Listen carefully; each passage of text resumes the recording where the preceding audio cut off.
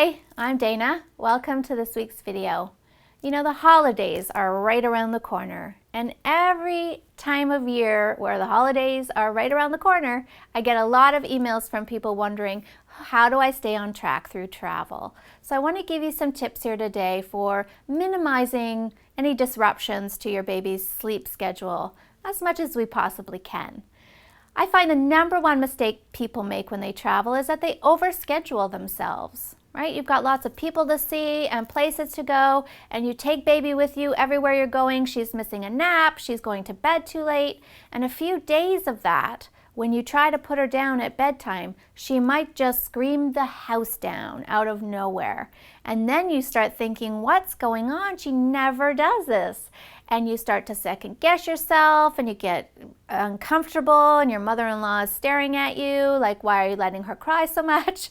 And you can quickly roll back all your progress and find yourself right back where you started. So you have to remember that sleep is just as important as everything else. You wouldn't drag her around all day and not feed her. That would make no sense to you. So you really need to honor and treat her sleep schedule in a very similar way. Now, if just once in a while she catches a nap in the stroller or the car, or just a little bit late on bedtime, you know, maybe once or twice in the whole trip, that is not going to be the end of the world. But a few days of that, and it can quickly derail her and cause her to protest.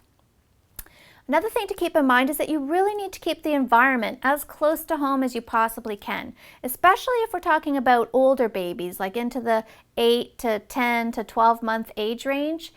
If they're used to their own room at home, they're going to need some sort of own room experience when you travel as well. Now, that doesn't have to be, you know, rent out a suite and give her her own room. It could be as simple as just putting the pack and play in the bathroom or the closet, or building a little fort around the pack and play somewhere in the room. Because if she wakes up in the middle of the night and sees her two favorite people lying right next to her in the bed, it's game over. Right? She thinks it's party time now, and she's going to be up trying to engage you. Usually they're being highly, highly adorable, but it's 3 o'clock in the morning and she won't go back to sleep. So you need that own space. Okay, so keep an eye on that while you travel.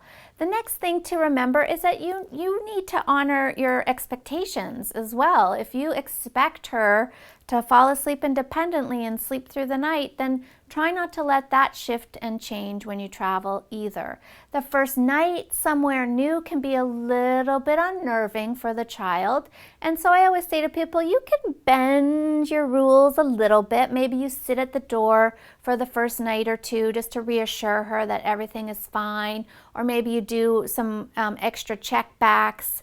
If she's having a harder time settling down, that's okay. You're not interfering too much. You're just adding a little bit of extra support in a situation that might feel a little uncomfortable to her, and that's absolutely fine. But you just wouldn't do things like bring your baby to bed with you, or start nursing to sleep again, or doing all the things that you've worked really hard to get yourself out of.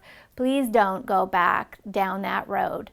The good news is, if you do, and everything falls apart, because sometimes it just does, right? And you find yourself, oh, whoops, you know, we messed that one up. Now we're home. What do we do? Well, the good news is she knows how to do this. She's got good skills. So it's just a matter of dusting off your plan, getting back on track. A few nights, I usually suggest people speed up the plan, you know, just 2 nights, 2 nights, 2 nights, and you're out. And remind her that she knows how to do this. She just forgot a little bit. All right, have a safe trip, everybody. Sleep well.